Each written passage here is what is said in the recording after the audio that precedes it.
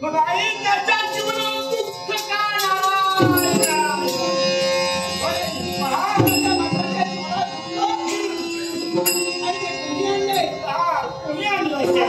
नाही? प्रथमच तुला मी सांगतोय असं नव्हे तर ज्यावेळी तुम्ही हात अवतार घेतलाय पण ज्यावेळी शंभूमादेवाने तू मार्गस्थ होता एवढंच नाही तिथंच तुम्हाला वचन दिलं म्हणजे त्याच्या भक्तांना आलेला आयुष्य तुला मस्त करेल असं तू वचन वचनाला तू आणि मी तुला वचन दिलंय की भक्ताच्या जीवनात जर दुःख आला असेल तर तात्काळ ते दुःख दूर करण्यासाठी ही शक्ती तिथपर्यंत जाईल भक्तावरील दुःख दूर करेल मी तुला वचन दिलंय. मग वचनाची पूर्तता झाली पाहिजे आहे काय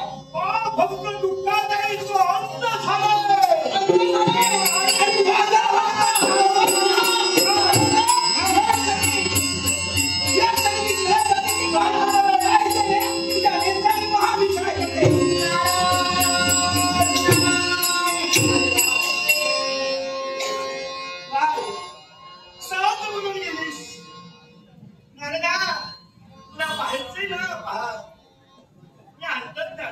पण तरी सुद्धा गंमत पाहिली